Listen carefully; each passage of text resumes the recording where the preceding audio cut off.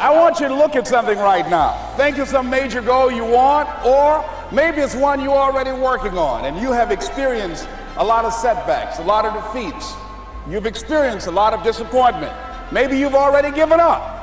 And maybe you just need a little fire, a little encouragement to get back in the game again. Here's what I want you to look at. There are winners, there are losers, and there are people who have not discovered how to win. And all they need is some coaching. All they need is some help and assistance, just a little support. All they need is some insight or a different strategy, a plan of action to make some adjustments that will open up the key to a whole new future for them, that will give them access to the unlimited power that they have within themselves. That's all that they need. So what I want you to do is think about something you want for you, that's real for you, that's important for you, that will give your life some special meaning and power. And I don't even want you to say, I can do that. I don't want you to assume that. See, 5 years ago when I started out in this area, I would not have been able to make the mental leap that I would be up to where I am right now. I don't want you to begin to just psych yourself out. No. I want you to be able to say something to yourself that will enable you to maintain a level of integrity with yourself. That when you say this, even when you face tremendous setbacks, it will be a benchmark to keep you in the game, to keep you moving forward and experimenting and readjusting your strategy and your plan of action, continuously looking for ways to win. So what is that something? When you got an idea you want to move on, you might not have the money, you might not have the education, you might not have the support or the resources you need. What is that something that can keep us going, that will enable us to act on our dream? What's one of those keys that will begin to help us to discover the secrets to our dream? Here's what I want you to repeat after me, please, with power and conviction. Say, it's possible. That's all I want you to do when you look at your dream. Just say to yourself every day, it's possible. Just say that every day to yourself, it's possible. Because what does that do? See, it begins to change your belief system. See, the way in which we operate, ladies and gentlemen, it's a manifestation of what we believe, what's possible for us.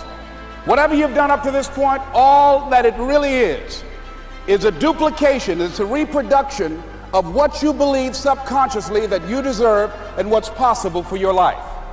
Most people operate out of their personal history, out of their memory, things they've done, things they've experienced, things they've seen, things that they have observed. What I'm suggesting that you operate out of a larger vision of yourself. I want you to see yourself doing what you want to do, experiencing what you want to experience, having what you want to have, doing what it is that gives your life some meaning and value. Operate out of your imagination, not your memory. Because whenever you look at where you want to go, I'm wanting to warn you, you will have some conversation back here after you go through the data that you've experienced in life saying you can't do it. And so what you want to begin to do is ignore that inner conversation. Well, most people, ladies and gentlemen, when something happens to them, what they do is they begin to believe that that's the way it is. That's the way it's always been. And they can't see the possibility of it being any different. Example, before April 1954, the common belief, the universal belief, because it had been tried again and again and again and people had failed, the belief was that man was not physically capable of breaking the 4-minute barrier, that he could not run a mile in less than 4 minutes. That was the belief on the planet. It had never been done. But here's what happened, ladies and gentlemen. Roger Bannister came along and he broke the 4-minute barrier. Now here's what's significant about that. Since that time, up to this day, over 20,000 people have done it, including high school kids. What changed? 20,000 people, what changed? Here's what happened when they got on the track. They knew it had been done. And because they knew it had been done, there was a new belief about this barrier. about this goal that was unreachable. And those 20,000 people got in the race believing, knowing in their heart that someone had done it, that it's possible that they could do it. And I'm saying that if you know anybody that had some goal, some dream, something they wanted to do, and they did it, then I'm saying that you know in your heart that if someone has done it, then you can do it. It's possible.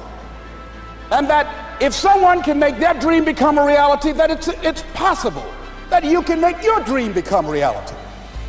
And so as you begin to look at where you want to go, beginning to embrace that, it's possible.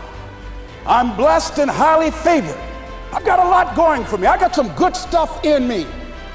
And it's possible that I can bring my greatness out here in the universe. That I can do what I want to do. It's possible I can write my own book. I can have my own business. I can take the trip and travel around the world. It's possible. I can bounce back from adversity and reinvent my life. It's possible. Regardless of where I am, the things can get better for me. It's possible. I'm thinking about two men right here in Chicago who were fairly successful, similar background, educated. They worked for a corporation for many years, and they were among many people that were laid off. Two guys who were very good friends. One went out looking for a job for several weeks along with the other one, and they faced disappointment and rejection again and again and again. They couldn't find any work, which is the story of many people across this country. One guy stopped. He became discouraged. He stopped going.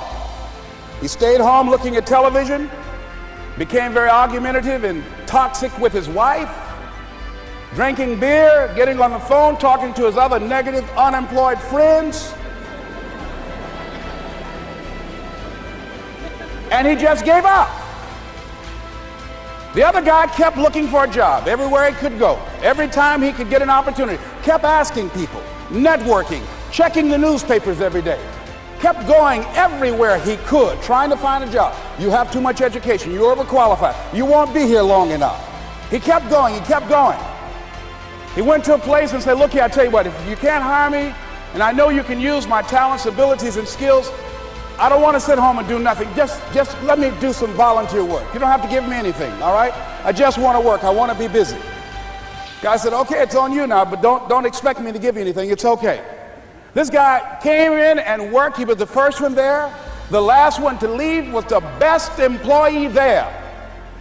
About 4 weeks later, one of the top managers quit. They were looking for a replacement. Guess who they selected? This other guy. This guy who was volunteering his time. He got the job.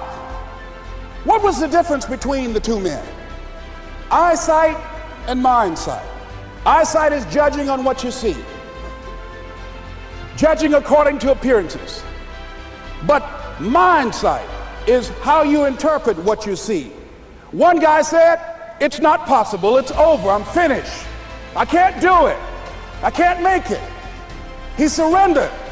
I've faced rejection again and again. I'm not going anymore. There are no jobs out there. But this other guy, he felt that in spite of the no's and rejections, in spite of how bad the economy is, in spite of what the newspapers are saying, that it's possible that somebody somewhere will give me a job. He just kept going, thinking it was possible. And guess what, ladies and gentlemen? That's what we have to do with our dreams.